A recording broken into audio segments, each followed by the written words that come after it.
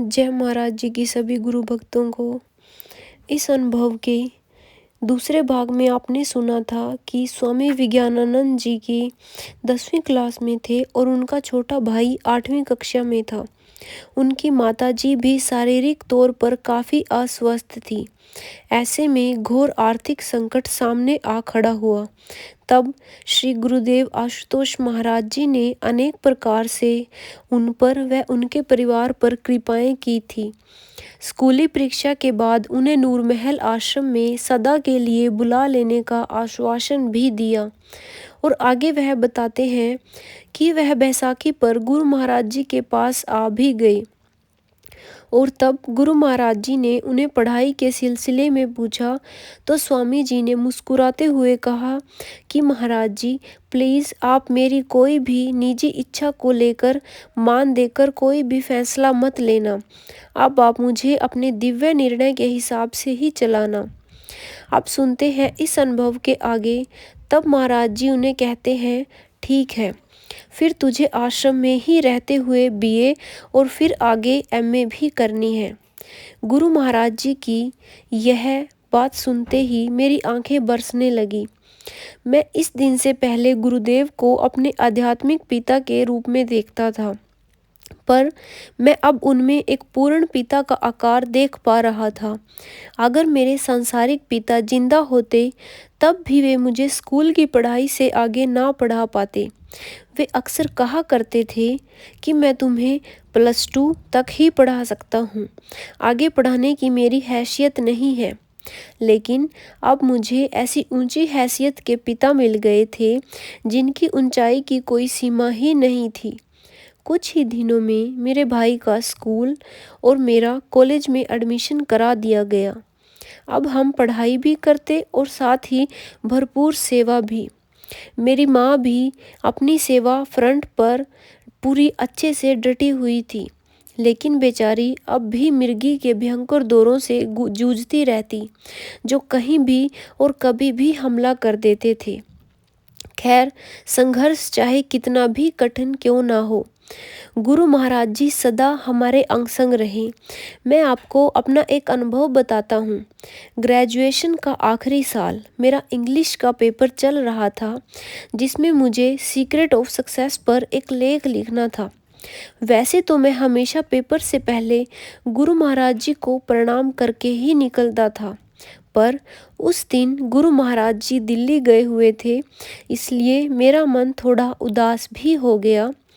जब मैं यह लेख लिख रहा था तब हमारे कमरे में एक निरीक्षण टीम आई। उनमें से एक सज्जन मेरे पास आए और बोले, तुम श्री आशुतोष महाराज जी के शिष्य हो ना? मैंने कहा, जी हाँ। सज्जन, आप कौन सा लेख लिख रहे हो? मैं बोला, सीक्रेट ऑफ सक्सेस। आपको सफलता जरूर मिलेगी क्योंकि आप सफलता का रहस्य जानते हो। उन सज्जन ने कहा, मेरी शुभकामनाएं आपके साथ हैं। इतना कहकर वे मुस्कुराए और चले गए। कुछ ही क्षणों के बाद वही निरीक्षण टीम फिर से हमारी कक्षा में आई, पर इस बार उनमें वे सज्जन नहीं थे। मुझे थोड़ी हैरानी हो गई, लेकिन पेपर में व्यस्त होने के कारण मैं ज़्यादा ध्यान नहीं दे पाया। समय व्यतीत हुआ, महाराज जी दिल्ली से नूरमहल आश्रम वापिस आ गए तो मैं उस पेपर वाली बात को बिल्कुल भूल ही चुका था। गुरुदेव को चरण प्रणाम करने गया तो बड़े ही सहज ढंग से वे बोले, अच्छा, तेरा वह सीक्रेट ऑफ सक्सेस वाला लेख कैसा लिखा गया? मैं अचानक से सकपका गया और महाराज जी की तरफ देखा। वे वैसे ही दिव्य मुस्कुरा रहे थे जैसे उस दिन कक्षा में वे सज्जन मुझ पर प्रकट होकर मुस्कुराए थे। मैं कुछ न कह सका, बस गदगद हुआ, अंतर्यामिता के चरणों में झुक गया। 2 माह बाद जब रिजल्ट आया तो गुरुदेव के उन सफलता संबंधी वचनों व शुभकामनाओं का प्रभाव देखने को मिला। मेरा नाम मेरिट लिस्ट में टॉप पर था। मैं पूरे कॉलेज में फर्स्ट आया था। वैसे गुरुदेव की कृपा से मुझे पहले और दूसरे साल में भी अव्वल स्थान ही मिला था। इस बार सफलता की हैट्रिक थी। जैसे ही ग्रेजुएशन पूरी हुई, महाराज जी ने कहा, अब तुझे मास्टर भी करनी है और साथ ही भगवा चोला भी दे दिया। मैं पूरे साल सेवा व प्रचार कार्य में लगा रहा। जब परीक्षाओं में 2 महीने बचे तब मेरा भयंकर एक्सीडेंट हो गया और उसमें मेरी टांग का घुटना टूट गया। बिल्कुल चकनाचूर ही हो गया था। डॉक्टर ने कहा कि स्टील का घुटना डालना पड़ेगा। जब गुरु महाराज जी को यह पता चला तो उनका तुरंत हॉस्पिटल में फ़ोन आया कि डॉक्टरों से कहो कि उनसे जितना होता है उतना करें, क्योंकि यूँ बाहर से कोई आर्टिफिशियल चीज़ ना डालें। जैसा आदेश था वैसा ही किया गया। डॉक्टर ने बिना कुछ डाले अपने हिसाब से सर्जरी कर दी। बाकी तो गुरु महाराज जी के प्लास्टर ने ही काम कर दिया। मैं चलने फिरने लगा, लेकिन इस प्रक्रिया में काफ़ी समय गुजर चुका था। परीक्षाएं सर पर खड़ी थी और 1 महीने से भी कम समय बचा था। मैंने अपने कोर्स की किताबें देखी तो मैं हिम्मत हार गया।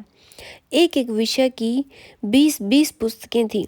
मैं कैसे इन सब को पढ़ पाऊंगा, यही सोचकर मैंने गुरु महाराज जी को फ़ोन मिलाया। फ़ोन उठाते ही गुरु महाराज जी ने पूछा, कैसे हो बेटा? गुरुदेव के इन शब्दों ने मुझ में जैसे ऊर्जा का पूरा सिलेंडर ही भर दिया। उसी पल मैंने स्वयं को टटोला।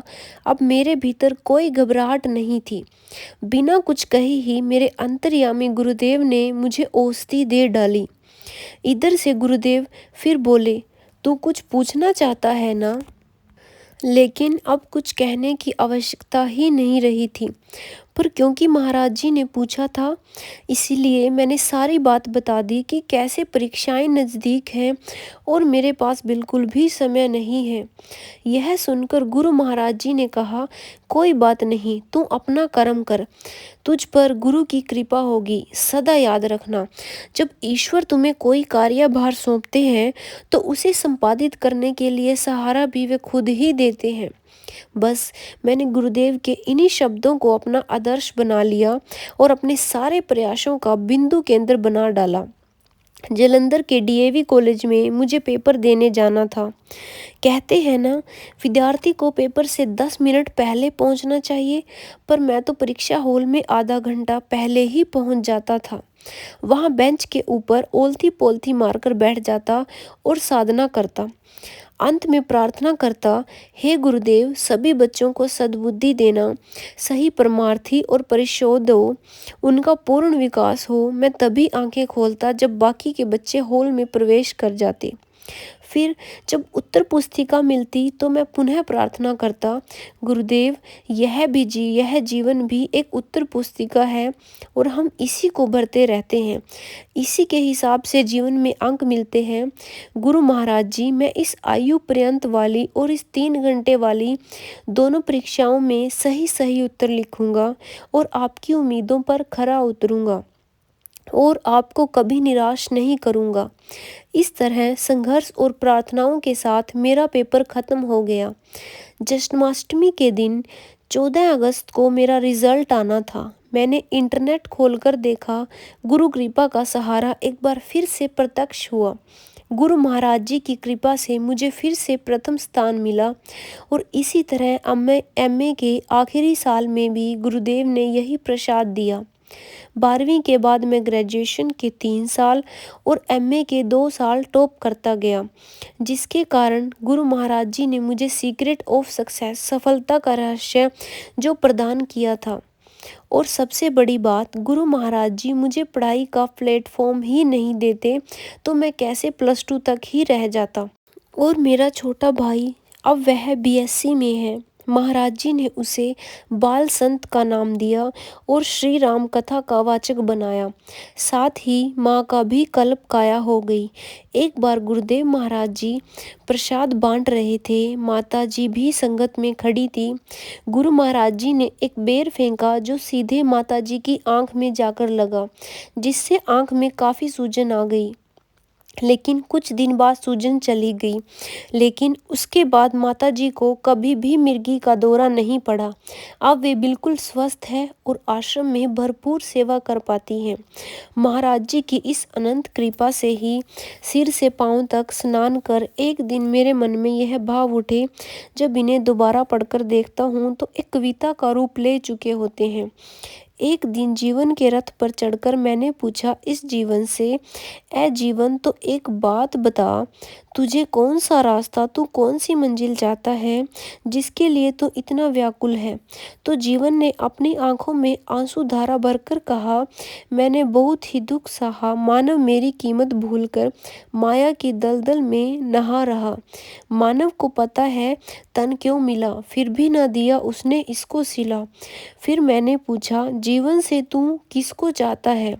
तो खुशी से कहता है, मैं आनंद को पाना चाहता हूँ। आनंद मिले मुझे भक्ति से, उस भक्ति की ही शक्ति से। वह शक्ति गुरु के पास है, पर वह गुरु चाहिए खास है, जो बातों की ना शिक्षा दे, मुझको ईश्वर की दीक्षा दे। फिर जीवन का रथ आगे बढ़ा, उसमें आए आशुतोष पिता। फिर मैंने जीवन से पूछा, बता अब तेरा क्या हाल है। तो जीवन खुशी से कहता है, अब मुझसे क्या मेरी पूछो, मुझ में तो ताल ही ताल है। आशु पिता ने मुझको स्वर दिया, मुझको खुशियों से भर दिया। अब एक तमन्ना मन में है, जो गूंजी कण कण में है। मैं जीऊँ तो आंसू के लिए, मैं मरूं तो आंसू के लिए। बस यही तमन्ना खास है, मेरे भीतर का विश्वास है, मेरे भीतर का विश्वास है। हे गुरु भक्तों, एक शिष्य को उसके सतगुरु के प्रति विश्वास ना जाने कहाँ से कहाँ तक ले जाता है, 0 से 100 तक ले जाता है। और जब वो विश्वास पूर्ण सतगुरु पर हो और हमारे साथ हमारे पूर्ण सतगुरु हो, तब तो क्या ही कहने। हमारे पास हमारे गुरुदेव श्री आशुतोष महाराज जी हैं, जो इस युग के पूर्ण गुरु हैं। हम धन्य हैं। हमें अपने गुरु महाराज जी पे विश्वास करके साधना सुमिरन करनी है और इस जीवन का पार लगाना है। बोलिए श्री सतगुरुदेव महाराज जी की जय, साचे दरबार की जय।